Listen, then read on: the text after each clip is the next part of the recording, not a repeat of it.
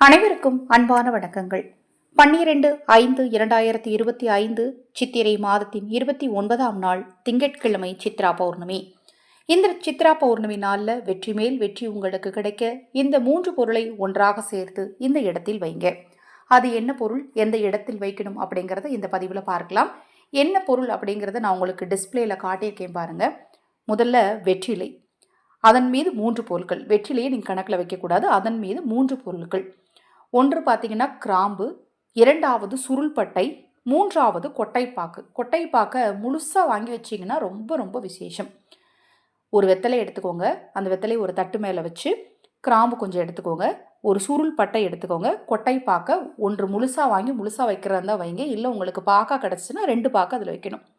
வச்சு அந்த தட்டு மேலே உங்கள் இரு கைகளையும் குவித்து சித்திரகுப்தரை நினைத்து உங்கள் வாழ்க்கையில் இருக்கக்கூடிய பிரச்சனைகள் தீரணும், பணம் சேரும் யோகம் உண்டாகணும், ஜாதக ரீதியான தோஷங்களின் வீரியம் குறையணும்னு வேண்டிட்டு உங்கள் இரு கைகளையும் அதில் குவித்து வச்சு வேண்டுங்க. நீங்கள் கைகளை கூப்பி வச்சு வேண்டக்கூடாது. நீங்கள் எடுத்து வச்சிருக்கிற அந்த பொருட்கள் மேலே இரு கைகளையும் குவித்து வச்சு வேண்டணும். இதை எந்த நேரத்தில் செய்யலாம் அப்படின்னு பார்த்தீங்கன்னா, ஒன்று பிரம்ம முகூர்த்த நேரத்தில் செய்யணும், இல்லைன்னா மாலை 6 மணிக்கு பிறகு செய்யணும். வேண்டிட்டு அந்த தட்டை அப்படியே எடுத்துகிட்டு போய் உங்கள் வீட்டு நிலைவாசலில் வச்சுருங்க.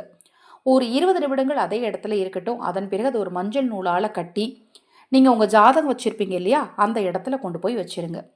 அடுத்த வருடம் அதை எடுத்து கால்படாத இடத்துல அப்புறப்படுத்திடுங்க. அடுத்த வருடம் சித்திரகுப்த வழிபாடு செய்கிற நாளில் கால்படாத இடத்துல அப்புறப்படுத்திடுங்க. இவ்வாறு நீங்கள் செய்கிறதுனால பார்த்தீங்கன்னா கண்டிப்பாக ஆரோக்கியத்தில் கூட நல்ல முன்னேற்றம் இருக்கும். காரணம், நம்ம ஜாதகத்தோடு நம்ம வேண்டி வைத்து இந்த பொருட்களை வைக்கிறோம்.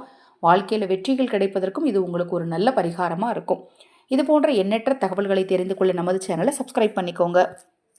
இந்த சித்ரா பௌர்ணமி அன்று ஆதரவற்ற ஏழை குழந்தைகளுக்கும் முதியவர்களுக்கும் உணவளிக்க விரும்பினால் ரூபாய் 50 ஏற்றுக்கொள்ளப்படும். இதை பற்றி நம்ம ஏற்கனவே நம்ம சேனலில் நான் சொல்லியிருக்கிறேன்.